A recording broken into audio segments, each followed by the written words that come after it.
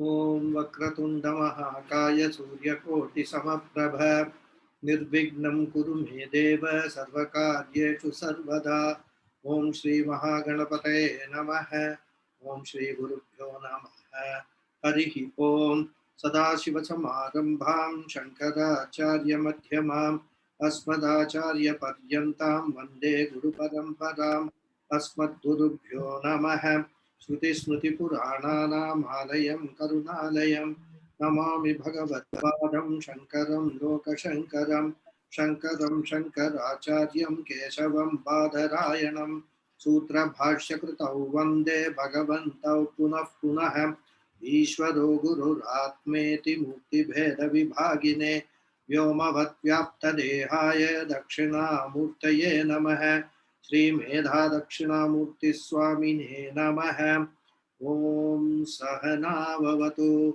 Sahano Bhunaktu Sahaviryam Karavavahai Tejasvinavadhitamastu ma vidvishavahai Om Shanti Shanti Shanti Harihi Om Shri Gurubhyo Namaha Harihi Om Satchidananda Rupaya Krishnaya Klishtakarine Namo Vedanta Vidyaya Gurave Buddhi Sakshine Krishna Tvaipayanam Vyasam Sarvalokahite Ratam Vedabja Bhaskaram Vande Shamadhi Nilayam Munim Sahasramurte Purushottamasya Sahasranetrananapadhabaho Sahasranamnam Stavanam Prashastam Niruchyate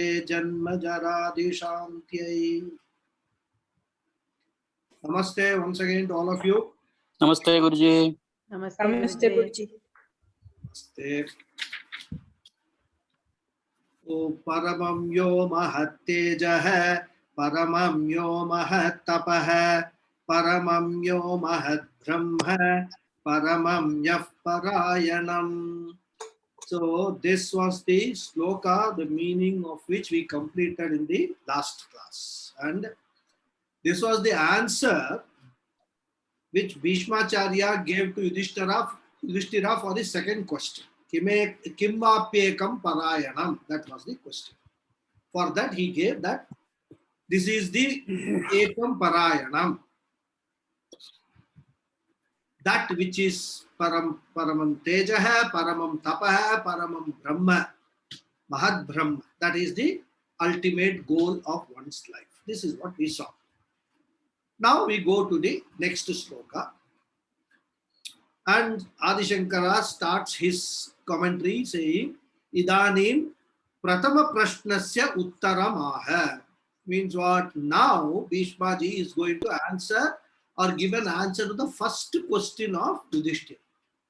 He has dealt with all other questions. Now comes to the first question. What was that question? Kimekam daivatam loke. That was the question of Yudhishthira. Which is that one devata, one God, one Lord, to whom we should do all the prayers, to whom we should offer all the prayers, whom we should discover, whom we should know, which is that one God.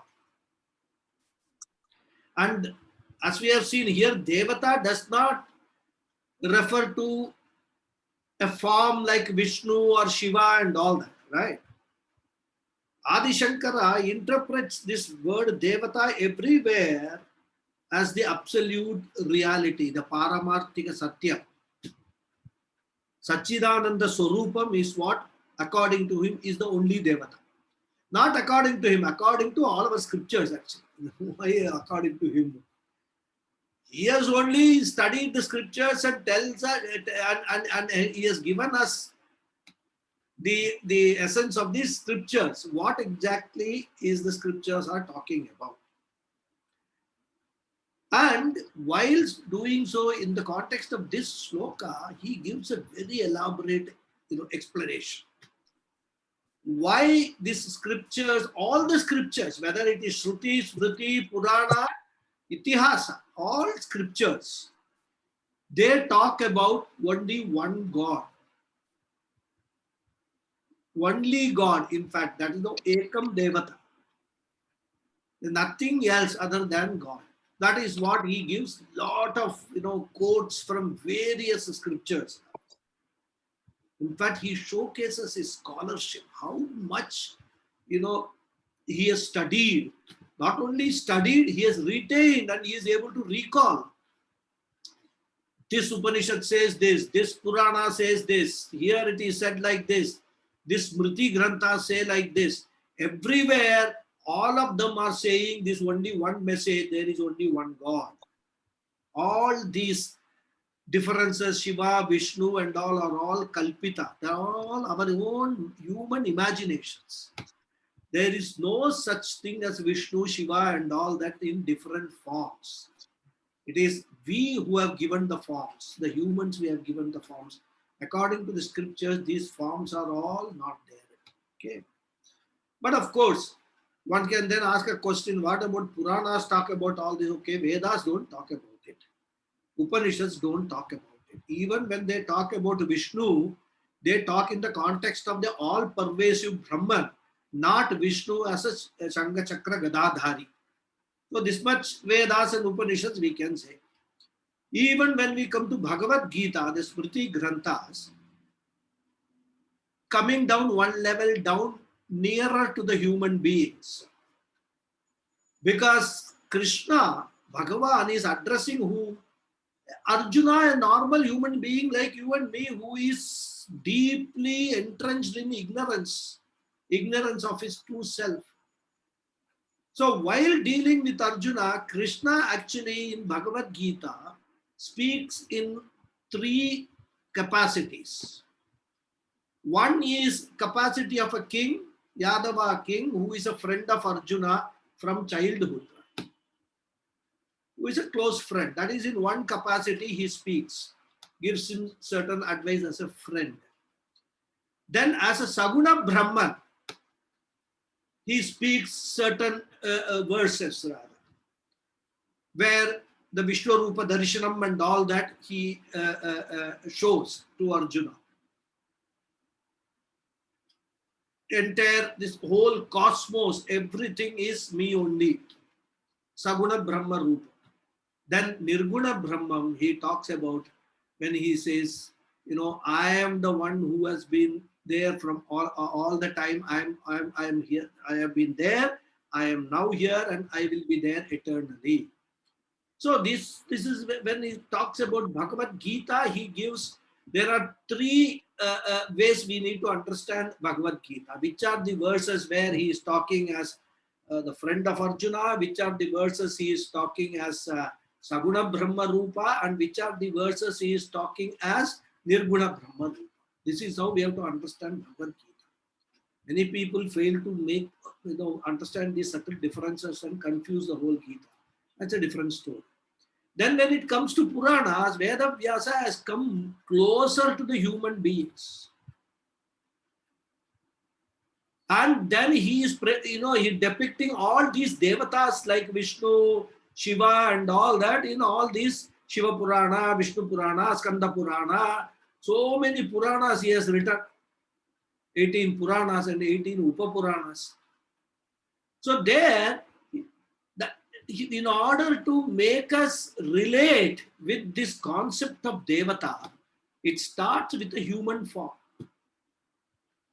Because all the Devatas are given a human form only, isn't it?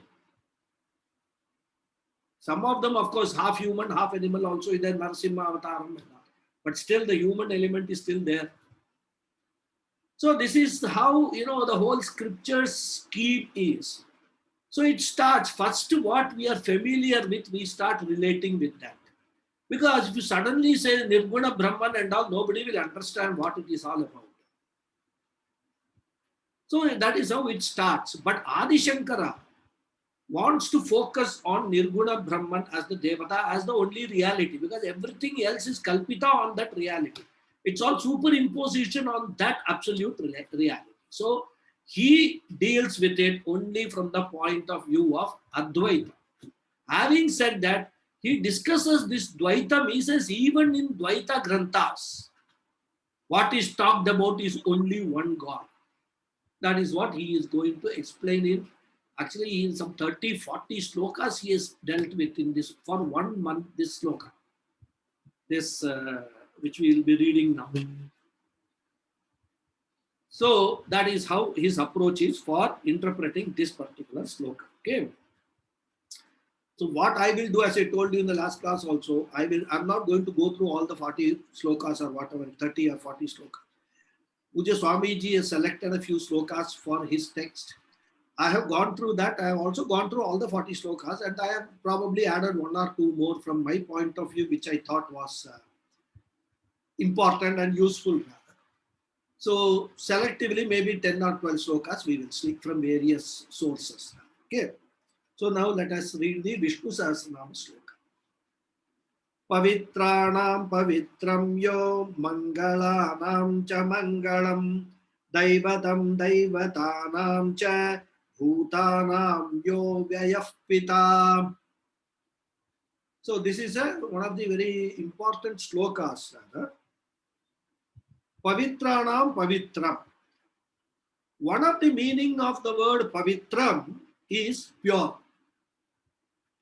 Pavitram means pure. We all know that. In fact, we wear this pavitram also when we do the pujas. That is also meant for lending purity to everything, that entire puja procedure to make purify it. When you wear it, that's why it's called pavitram. It is a purificatory instrument rather which we wear in our hand, right?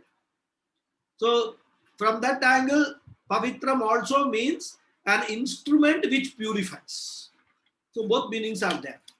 That pavitram means pure, and also it refers to an instrument which purifies. Okay.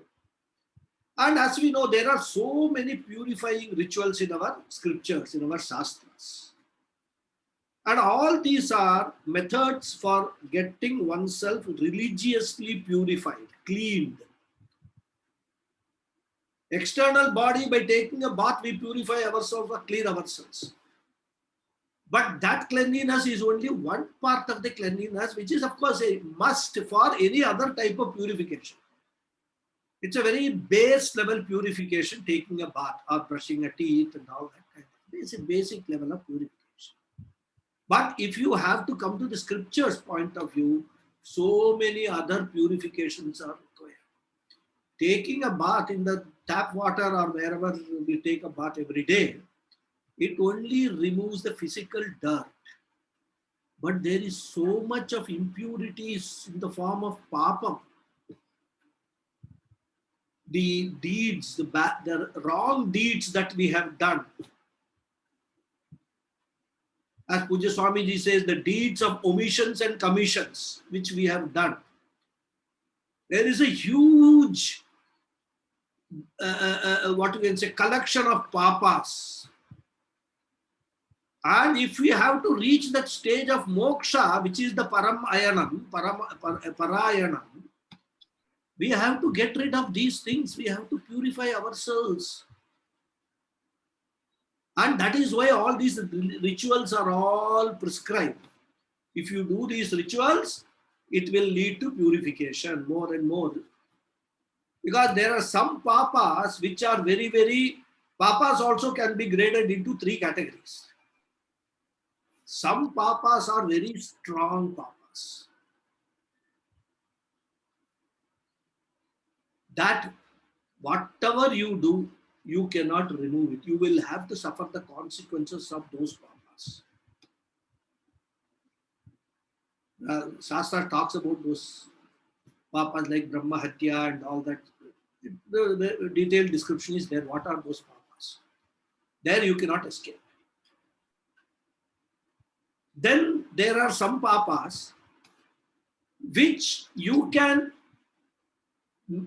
not neutralize them completely, but you can develop the strength to bear the consequences of those papas. Swami Paramathananda gives a very nice example. He says that the prabala prarabdha, that is the papas which are very strong, or something like the terminal diseases we get. I mean, there is no escape from that. Once you have got that disease, It's only a question of time. Then the second category are like, you have got this hypertension, diabetes and all that. You have to bear with that. But you can reduce the impact of those diseases by taking these tablets, medicines, and doing some yoga, exercise, diet control and all. So this is the second category of those papas, which we can manage. The third category of papas are mild papas, which by doing all these purificatory rituals, we can get rid of them totally. And these purificatory rituals also give us the inner strength to bear with the second type of papas.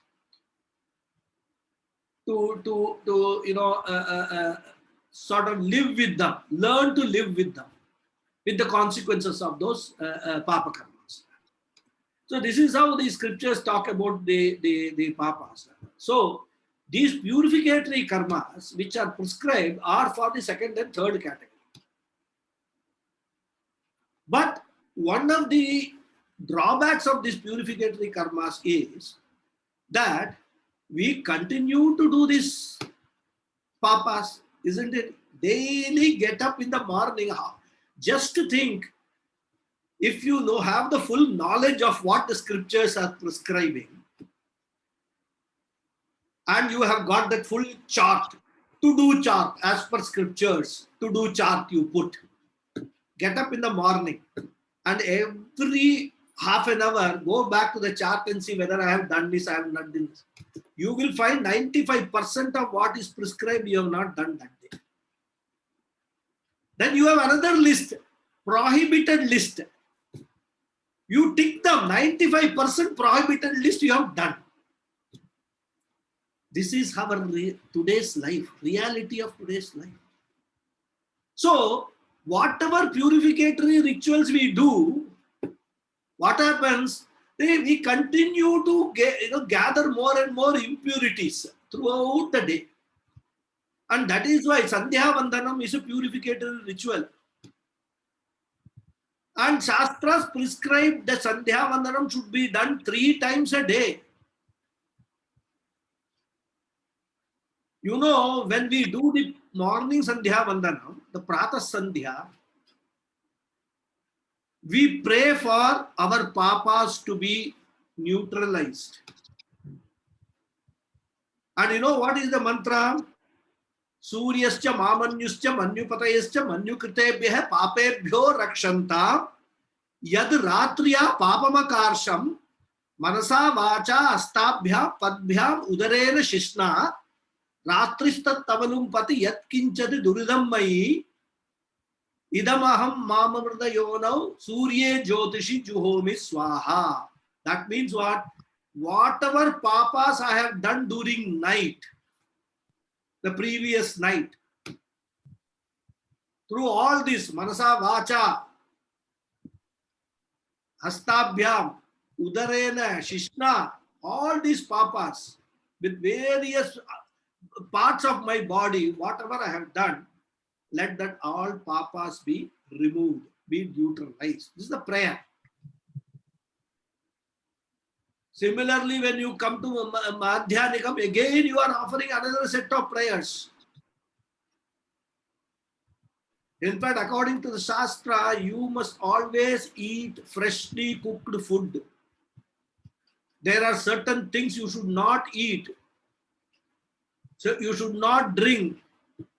Alcohol you should not consume. Stale food you must not eat. Stale food is food cooked after 4 hours you must not eat. Leftovers you must not eat. This is all Shastric injunctions. When we do all that, we acquire impurities, papas. Invisible, they are. So for that, again, during the Madhyanikam, we seek the pardon. Let these papas, by eating what I should not have eaten, by eating the leftovers, if I have done any dushkarmas during the day, since I woke up, if I have done let the papas arising out of all that, let that be neutralized. Similarly, Sayam Sandhya, another mantra is there. Agnischa Mamunyascha Manyupatescha. So, morning it is Suryascha, evening it is Agnischa. So what I am saying is, these purificatory rituals, Sandhya Mandaram is one of the most important purificatory ritual, Nitya Karma.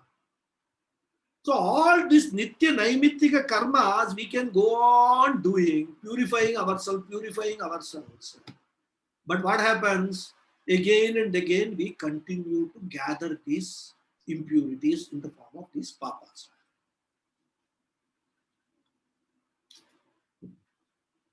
And then there are other kind of purificatory karmas.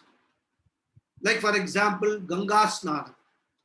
They say, no, you go to Ganga, take a snanam, all your papas will be purified. The Shastra say that. And there is a pramanam in the Shastra that if you take, a bath in Ganga, of course, Shastra probably talked about the Ganga of those days, not the Ganga of these days. So here, in fact, your papa may God, but other impurities and all you may gather because of the polluted Ganga.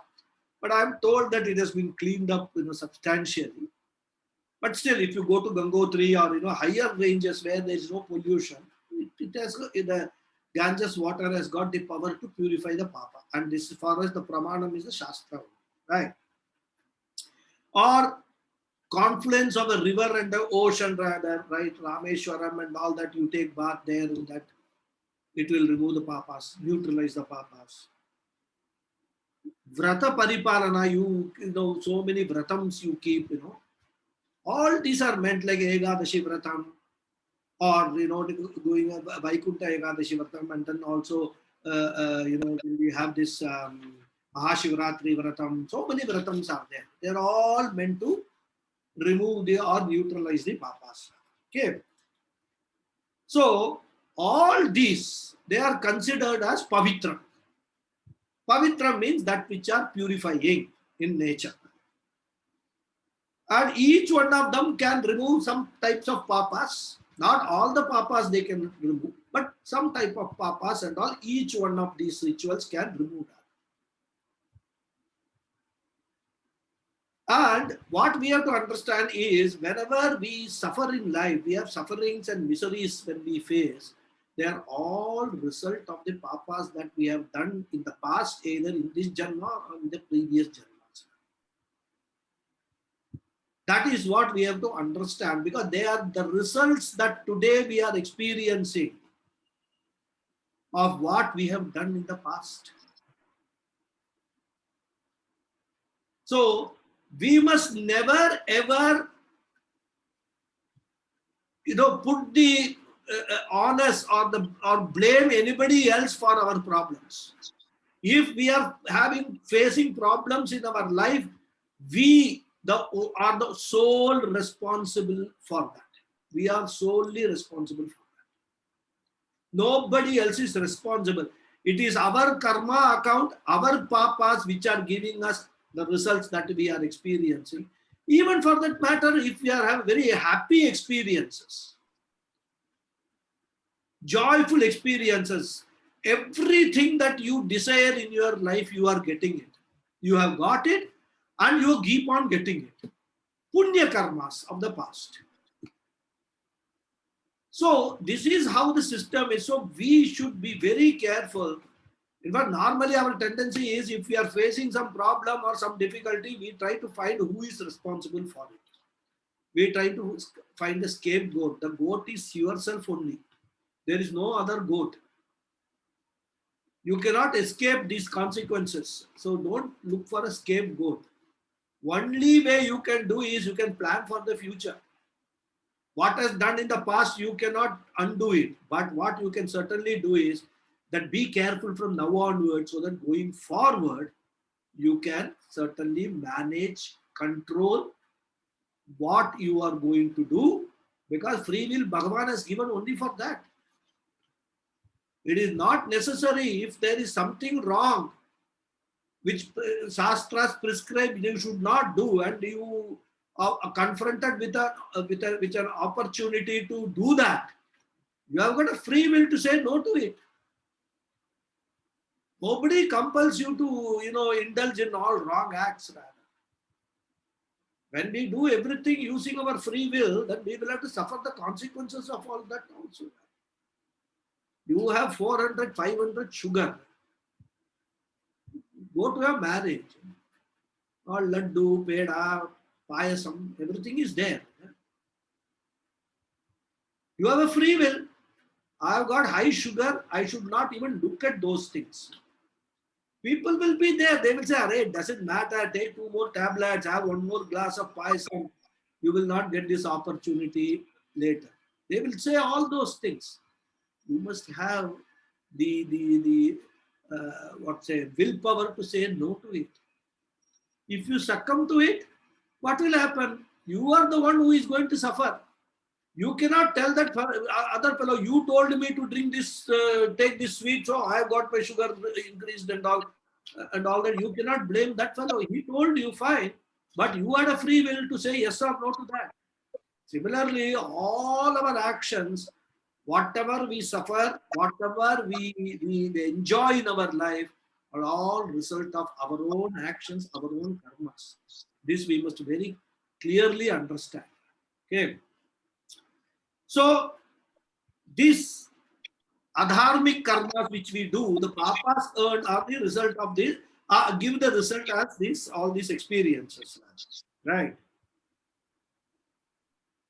Some noise is coming. Yeah.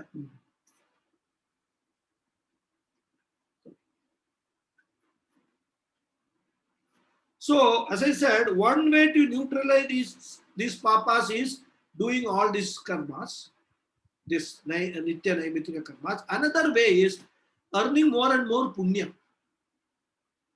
Because some papas you can actually, you will have to suffer the consequences. But the category 2, category 3 papas can be neutralized by earning more and more punya.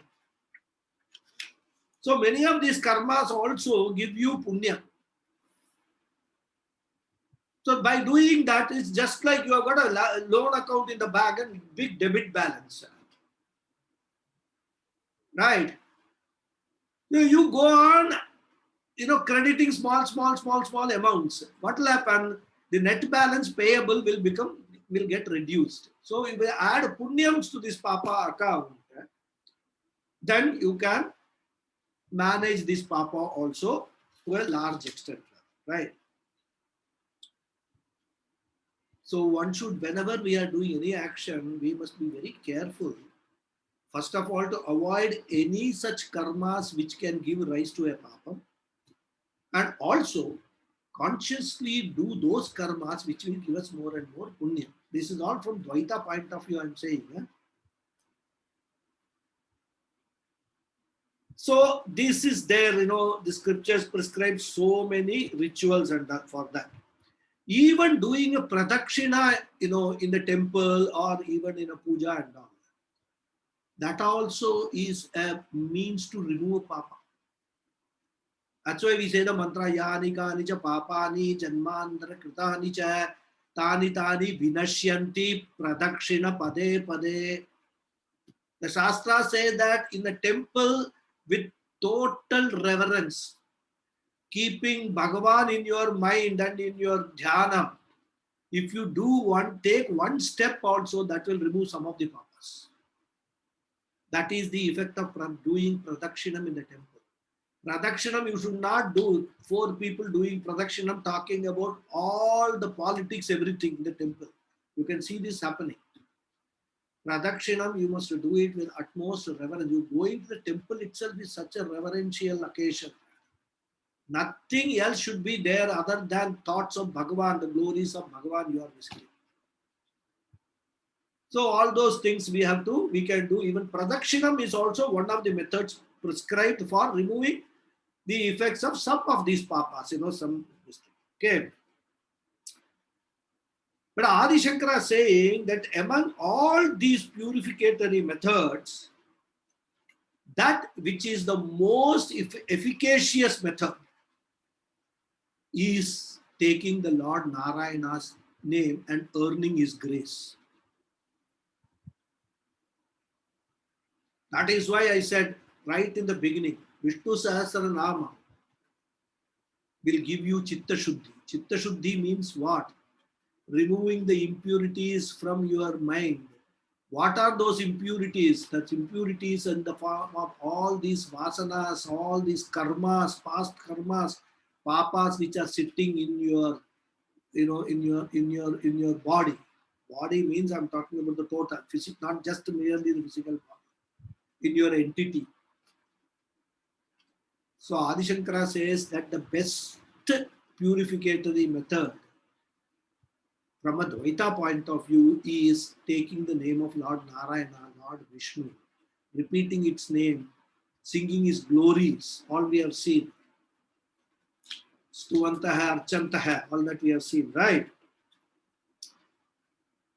So what are the ways? He says he may be a dhyata. Dhyata means meditated, he may be meditated upon. Drishta, visualized properly and invoked in a particular form. When we see later on, when we are going to do the nyasa, no, the lagunyasa in Vishnu Sahasranam, how we invoke that Mahavishnu's form, the various glories before we start chanting the Vishnu Sahasranam. We will see that when we come to nyasa. So, second one is drishta. The third one is he may be kirtita. His glories may be sung. These are all the various methods, he is given. You can do any one or all of them. Then stuta. Stuta means praised. Sampujita, invoked and worshipped in a particular form. Smrita, just to remember the name of the Lord. Pranata, doing pranam, salutations, prostrations. All this you can do. So worship, remembered, prostrated to, in whatever way we can relate to him, he blesses and he eliminates all our papas. He is the one who gives the purificatory karmas their capacity to purify. Because even though we have these purificatory karmas, like we said, Ganges purifies. What gives the power to Ganges to purify? To go to Rameshwaram, purification. What gives those waters of Rameshwaram the power to purify? When you do Pradakshinam, you say purification. What gives that power? He says it is that Lord which is giving that power to all these things. So he is Pavitranam Pavitram, the purifier of all purificatory methods. He purifies these things first and then we use them to purify ourselves. That is how Adi Shankara interprets this Pavitranam Pavitram, right? Purest of the pure. And he removes these papas from their roots so that they don't grow again. So this is the meaning of Pavitranam Pavitram from Karmakanda perspective, which Adi Shankara explains from the standpoint of these rituals, purificatory rituals. And as I said, the main drawback here is that we have to keep on doing these rituals. Rather, we go to pilgrimage, every day go to Ganga and take Snanam. In fact, if you are living near the Ganga, that is one of the best way. Every day you go on doing it. But some people, what they do, so they are near Ganga, so they say, I can do any amount of papa during the day, and then next day morning I will go and purify myself. That is not what is meant by Ganga purification. Okay. So this method of purification is a temporary solution. And Shankara goes on to analyze.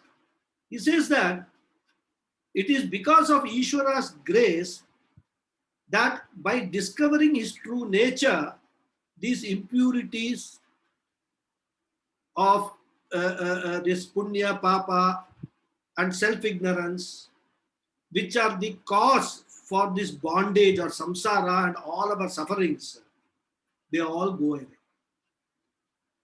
So we have to, what we have to do? We have to earn the Ishwara's grace more and more and more. And when self-ignorance goes, by gaining the knowledge of the self, Atma Jnanam, one wakes up as though from a dream and comes to know that I am a non-doer. Because all punya papa we actually accumulate because of our ego. And because what does the ego do? Which it makes us believe that we are a doer. I am doing this karma, I am doing that karma, I have to do this, I have done that. So because of this ego, ahankara which is there, we take ourselves as ahankarta.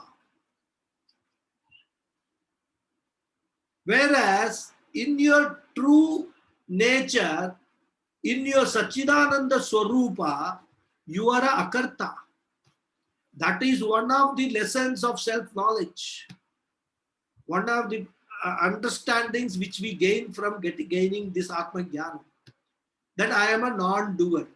The moment you understand that I am a non-doer, I am different from this body, mind, sense complex which has been doing all these things, then all this punya papa get detached from your account. It's a Vedanta topic. I don't want to dwell into that detail. We will then talk only about Vedanta. But from a point of view of Advaita Vedanta, Adi Shankara is focusing on this non-doership. And once you understand the full import of the Mahavakyam Aham Brahmasmi or Tattvamasi, and realize your oneness with Ishvara, that there has been no difference between that Ishvara to whom I have been doing all these things and me, which is the ultimate, the pinnacle of this knowledge of Advaita Vedanta, then you will realize that there is no need for me to do all these purificatory rituals. Because I am ever pure. I have been ever pure. I am pure and I will ever be pure because that is my nature. Purity is my nature. I can never become impure. What is impure is this body, mind, sense complex, which unfortunately, because of my ignorance, I have taken them to be myself. And I am suffering all these consequences. I say, I am suffering, I am suffering. Actually, we are not suffering. I, Sachidananda, is not suffering at all. I, the body, mind, sense complex, is suffering. This differentiation is what Advaita Vedanta brings in our understanding. Okay. And Puja Swamiji adds that when the grace of Ishvara is complete, what happens? One is led to a guru. Getting a guru in one's life, spiritual guru I'm talking about, not any management guru or anybody. Getting a spiritual guru in one's life is very, very important, and it happens only by Ishvara's grace, abundance of Ishvara's grace. Otherwise, you may be in the presence of a guru, but you will never acknowledge that person as a guru. In fact, you may even question the guru. So you have to gain more and more Ishvara's grace to be led to a correct guru, a guru who can actually hold your hand and guide you in this spiritual path. So, and then with the grace of the Lord, the blessings of the Guru and the blessings of the Shastra, the knowledge of the true nature of Ishvara is gained. And by that knowledge, the self-ignorance is destroyed. And with that, the impurities of this punya and papa, everything goes away. The bondage of samsara also goes away. Okay. And this is what Bhagavan Krishna has said in the 4th chapter of the Gita. Yatai dhamsi samiddognihi basmasat kurute arjuna jnanagnihi sarva karmani basmasat kurute tatha.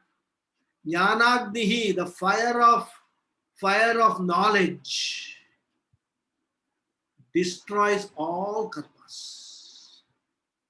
Just like the fuel is completely burnt up by the fire. For example, the wood is there and there is fire. We set fire to the wood. What happens? That fire will completely burn that wood and turn it into an ash. Bhagavan Krishna says this knowledge, this self-knowledge, this Atma Jnanam, the fire of this Agni removes completely all your papas, all your karmas. In fact, punya karmas are also destroyed. Okay. Sarva karmani bhasmasat kurite. Bhasmasat means turn them into ashes rather. Useless, they make them useless. So that is in Bhagavan Krishna is talking about that, the importance of this Atma Jnana in the Bhagavad Gita. And then he goes on saying, Nahi jnanena sadrisham pavitram iha vidyate. There is no other purificatory method other than self-knowledge. Nahi jnanena sadrisham. Like the self-knowledge, pavitram na pavitram iha vidyate. There is nothing in this world which is as the best purificatory method as self-knowledge. So there is indeed no purifier equivalent to this knowledge. Once knowledge comes, ignorance is wiped out. Means what? When ignorance is wiped out, all the consequences of ignorance also are wiped out rather. When the root of all these punya papas, which is ignorance, avidya, is removed, or it goes along with all the consequences of that also. So all the karmas born as a result of this ignorance, they also go away when we understand the true nature of the absolute reality of the Paramatma. These notions like I am the doer, I am the enjoyer, karta, bhokta, all these notions are all based upon our ignorance only. Ignorance and ignorance alone of our true nature. Right? That is why knowledge is said to be the highest purifier, because that destroys ignorance, which is an impurifier. So the knowledge is a nitya pavitram. Once knowledge comes, ignorance is no chance to come back again, isn't it? Ignorance cannot come back once you have knowledge. You may forget that knowledge, but that does not mean that your ignorance is back. Knowledge is still there. So once the knowledge has come and you start abiding in that knowledge, abiding in that knowledge is necessary because not to forget that knowledge. Ignorance cannot come back. So once ignorance cannot come back, there is no punya papa. Because all the actions you do, you have an understanding. Indriya teshu vartante. It is all happening between all the sense organs of action and all. I have nothing to do with it. I am not those organs. All these are happening, all these actions are happening at my body, mind complex level. I am Satchidananda Swarupa. I am absolute reality. Aham Brahmasmi. I have nothing to do with these actions. So no punya, no papa for me. This is what happens after the self-knowledge is gained. Okay. So as I said that Shankaracharya quotes a lot of slokas, so I will be selective in that. And when we read these slokas, we understand why he is referred to as Shruti Smriti Purananam Alayam Karunalayam. Alayam is a temple of Shruti Smriti Purana. What a humongous knowledge, one must possess to write such, thing. From where all? He is talking Advaita and he quotes Dvaita scriptures to prove his Advaita point. Can you imagine his scholarship? He says, if you are saying that, okay, Upanishad says this, but Purana says Dvaitam and all that, he says, I will tell you Purana. I will quote from Puranas. You tell me where there is Dvaitam, Advaitam there. And he quotes so many slokas from the Puranas. Manusmriti, so many he quotes. Okay. So we will selectively see some of these slokas. First, he starts with Puranas. Okay. And to highlight Pavitra nature, no, this Pavitra nature of the Lord. So he picks up Garuda Purana first. He says, Rupam Arogyam Bhoganschaivanu Shangikan Dadhati Dhyayato Nityam Apavarga Prado Harihi. This is from Garuda Purana.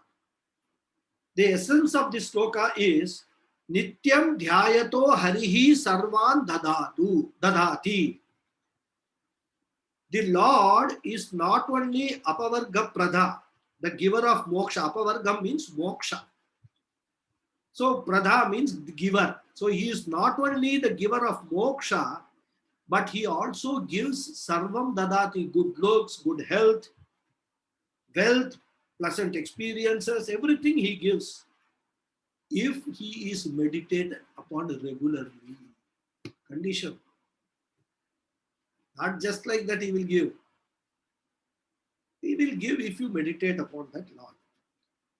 That's why, in some prayers and all, some people Ayur Dehi, Dhanam Dehi, Vidyam Dehi, Maheshwari, Samasta Akilam Dehi, Dehi Me Parameshwari. I think the end of Lalita Sahasranamam, many people chant this.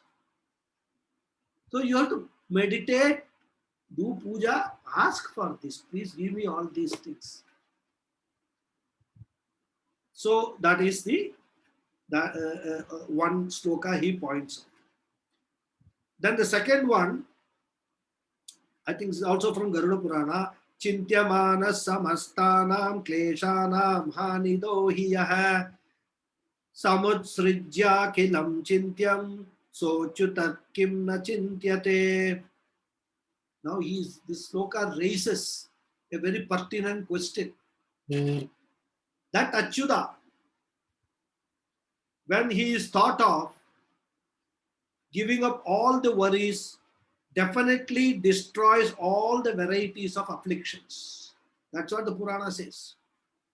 When that is so, why is it that he is not thought of by human beings continuously? Right? Saha Achyutaha kim na chintyate. Why they don't think of that Achyuta? I mean, he is capable of giving all that you desire in your life. Chuti means fall. Achyuta means the one who does not have any fall. He doesn't fall from his grace. He is always graceful, compassionate. All that you have to do is remember him, relate to him, understand him, continuously relate to him. Right? Not once in a while. So the message of this sloka is what? That we should continuously dwell in the thoughts of Ishvara, who is Achyuta. Right? This is the sloka. This is all for Pavitram, Pavitranam Pavitram, removal of papas. He is quoting these slokas.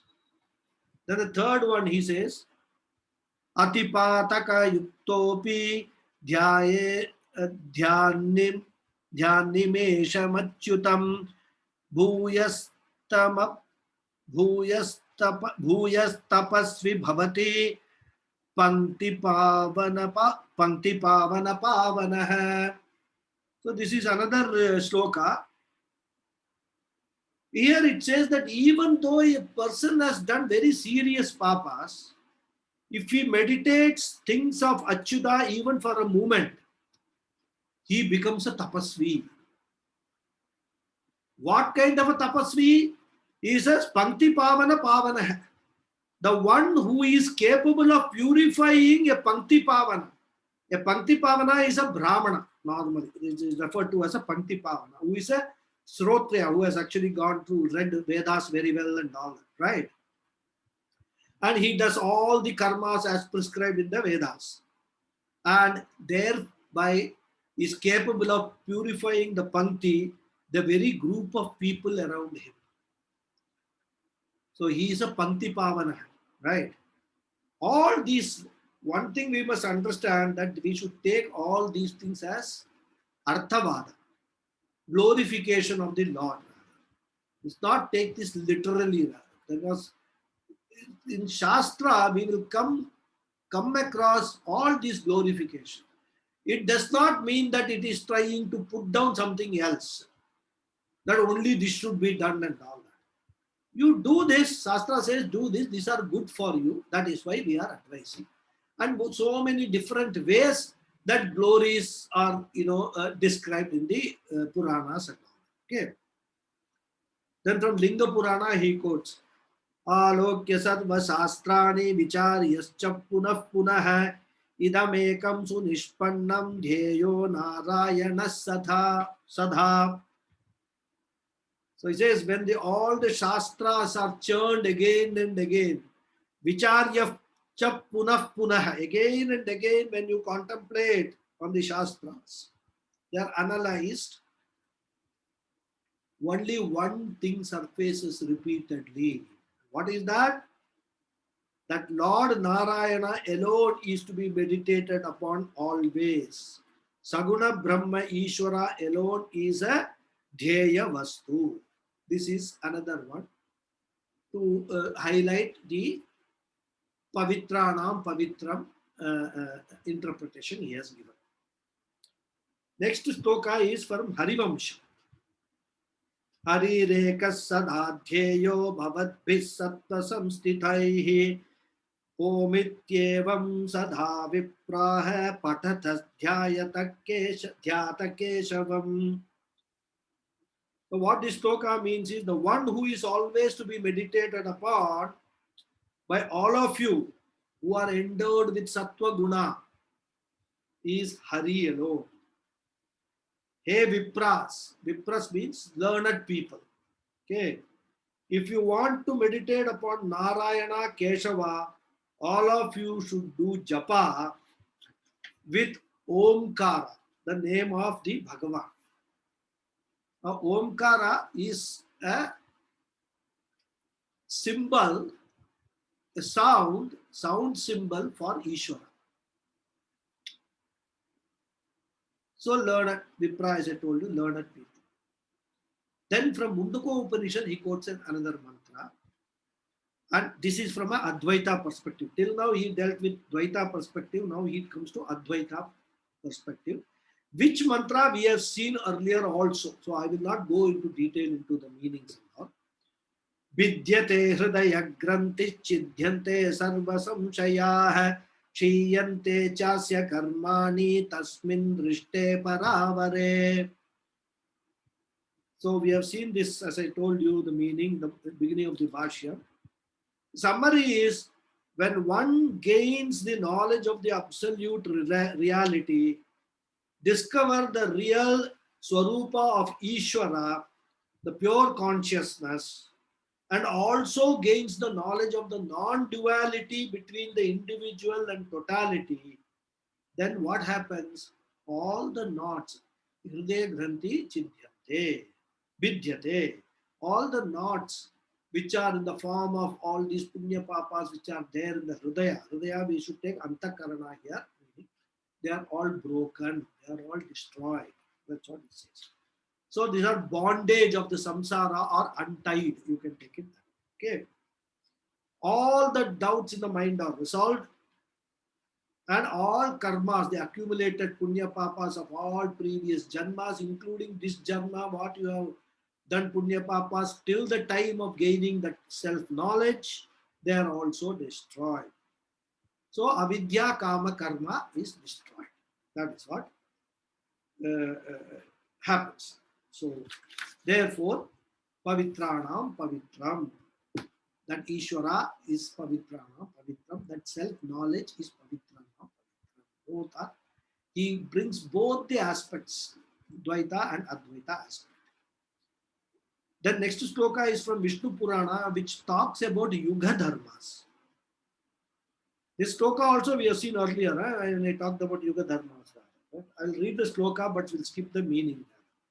Dhyayan kriteya janyajnais trethayam dwapare chayan Yadhapnoti tadhapnoti kalau sangirtya keshavam. Vishnu Purana we have seen earlier. Next sloka is from Brahmanda Purana. Harir harati papani dushtat chittairapi smritaha anichan anichayapi samsprishto dahatyeva hi pavakaha. This is Brihat Narada Purana, not Brahmanda Purana, Brihat Narada Purana. What it says goes one step further. Even if an evil-minded person thinks of Hari, by the fact that he or they remembered him, he removes their papas. Like even if one, example, one accidentally touches fire, the fire will definitely burn him, whether he knowingly does it or unknowingly does it. That is the nature of fire, to burn. Similarly, the nature of Ishvara is to remove the papas. So whether by mistake also you take Hari's name, it will be removed. So this is again, as I said, glorification, all Arthavada. Okay. So we must understand what is the message that the scriptures want to convey. What the scriptures are focusing is whether it is this God, that God, and all that, even human beings rather. We must accept everyone, we should embrace everyone without being judgmental about their behavior, their attitude, etc. No one should carry any guilt feeling. Therefore, it is said that whatever may be the character of a person, if he thinks of Hari, Ishvara, for even a moment, all his papas will be destroyed. He's trying to, bring everybody into the spiritual order. He says that I'm not asking you to go, do major puja. Just think of that Ishvara for a moment. In fact, if you just look at it, how many of us actually do that in a day? Do we ever recall Ishvara for a moment also? I know of many people who have no thought of Ishvara. Their thoughts flow throughout the day are only what I should do now, what I should eat, what I should wear, where I should go. All these are the full day's thoughts. Not a moment they spare for Ishvara. And in Kali Yuga, when that is the situation, these slokas and all make a lot of sense. What you have to ultimately achieve is removal of the papa. So think of that Ishvara only for a moment at least. That is what the Shastras plead, right? And if you do that, it may give you an opportunity for that person to mend his ways. He may realize that by doing that, there is some benefit is there, so let me do it more. Okay. And in Bhagavad Gita also, Bhagavan says the same thing. He says in verse 8, 5 and 8 chapter, I think verse 5 and 7. I will not go through that. You can read Bhagavad Gita and see. The same message is there. Then there's one more shloka we will take. Jnanato vapi vasudevasya kirtanat tat sarvam vilayam yanti toyastam lavanam yatha. Jnanato ajnanato va. Knowingly or unknowingly, Vasudevasya Kirtanat, by singing and understanding the glories of Vasudeva, Tat Sarvam Vilayam Yanti, all papas are getting dissolved. Vilayam Yanti. Toyastam Lavanam Yatha, like the salt crystal put into the water gets completely dissolved, like that, by singing the glories of the Lord, all the papas are completely dissolved. This is what this sloka says. One more minute, one more sloka will take. Harair namaiva mama jivanam kalau nastyeva gatiranyata. This is again from Brihat Narada Upanishad. So the name of Hari alone is enough, it says, right? Namaiva, Namaiva, Namaiva Kirtanam. Only repeatedly say only Hari's name you take. Nothing else is there required for your Jivana, right? There is no other gati, no other refuge. Especially in Kali Yuga, we have seen Kalau Kalmasha Chittana, right? In Kali Yuga, there is no other refuge but taking the name of Bhagavan Hari alone. Because what is happening in Kali Yuga, nobody is doing any of the prescribed karmas. Nitya Naimitya karmas are all given up. Shraddha karmas are not performed. Sandhya Vandana karmas are not performed. Everything is neglected. And all these karmas, as I told you in the beginning, are meant to receive the grace of Ishvara, the blessings of Ishvara. And also Shraddha karmas are meant for receiving the blessings of our ancestors. And all these blessings are, how do they act? They act for removal of all our papas that we do. So therefore, there is no other goal other than taking refuge in the name of Hari alone for removing our papas.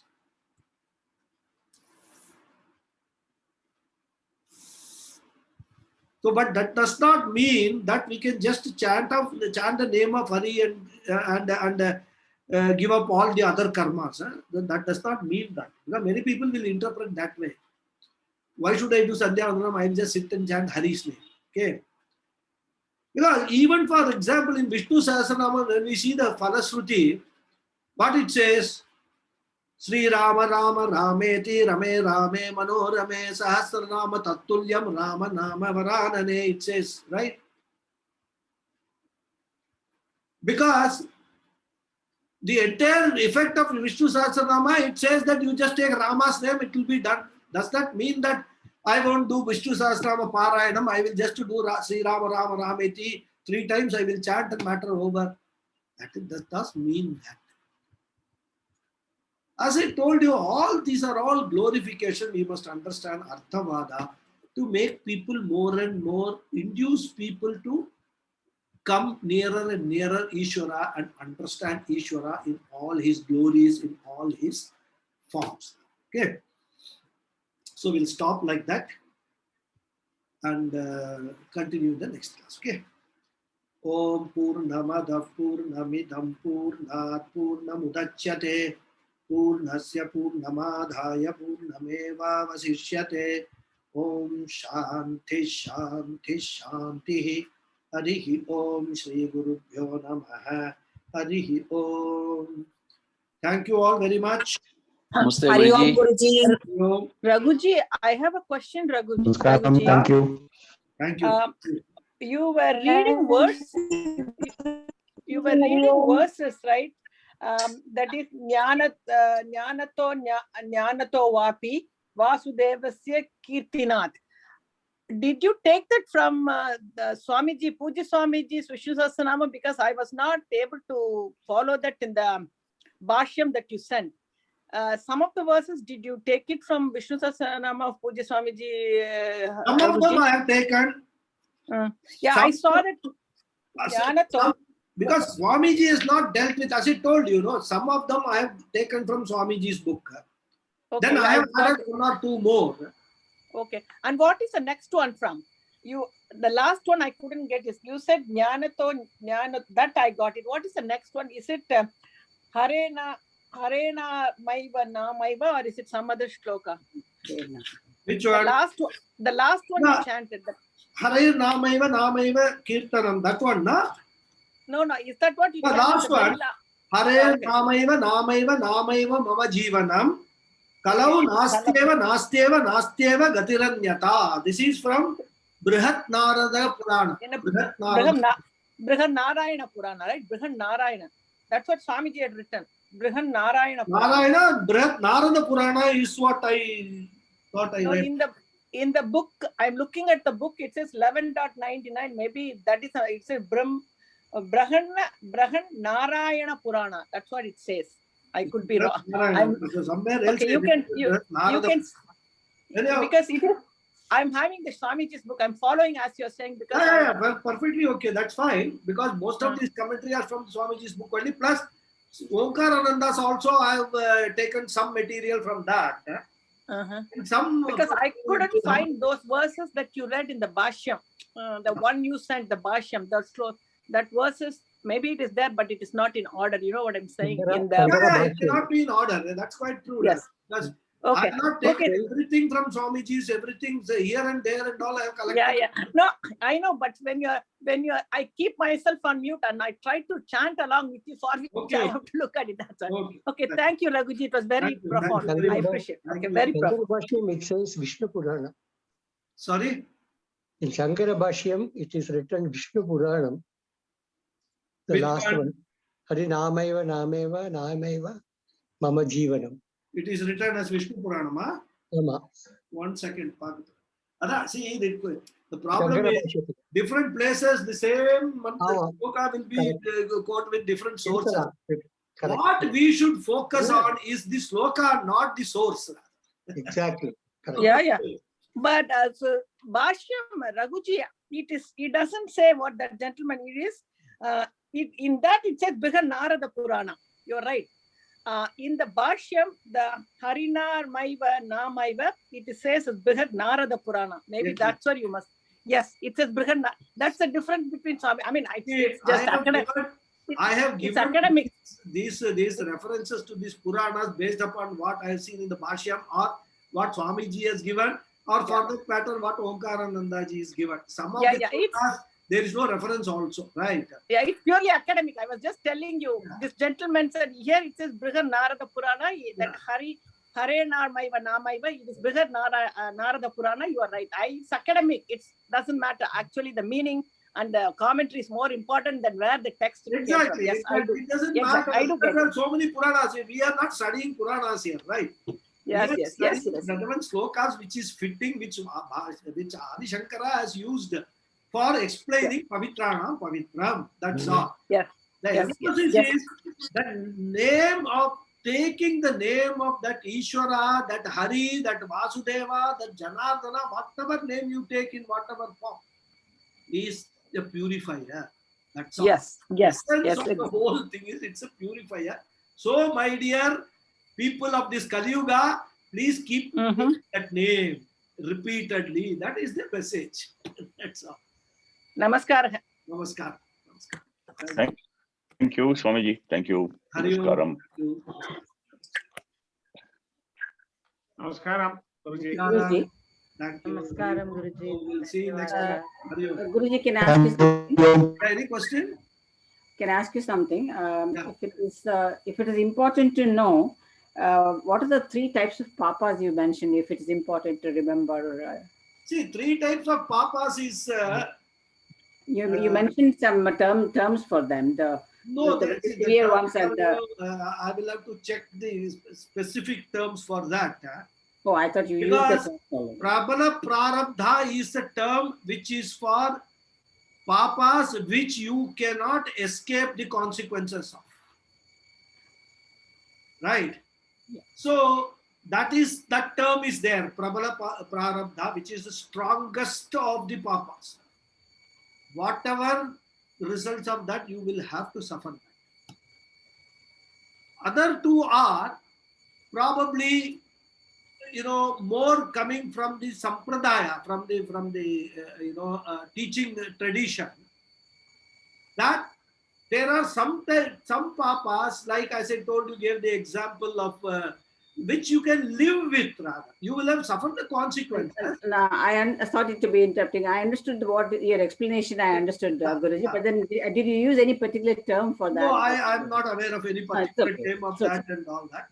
And the other one also, I am not aware. I will check it up. If I find those names, I will give. Only if it's important. What happens is that we read all these things and we listen to all these things in English. So wherever one of my gurus have told any particular word, I have got that knowledge. But otherwise, for me to go and find out what is the term for this type of papa, that type of papa, maybe they are there because our gurus. I thought I missed the terms. That's the reason I asked. Yeah, no. I didn't say the terms. I only gave the examples rather. I didn't say the terms. Even I do not know that those terms of what these different type of papas are. Because the Panchamaha papas are there talked about, which are these Prabala Prarabdhas.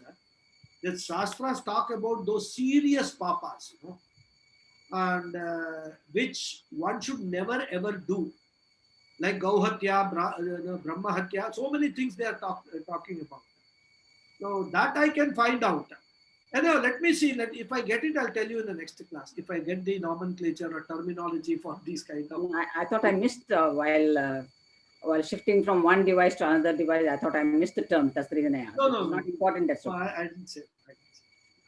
Thank you, Guru. Okay, then shall we close the session? Any more questions? Doesn't seem to. Okay, Hari Om then. Thank you very much. Hari Om. Next Sunday. Hari Om to everybody. Hari Om.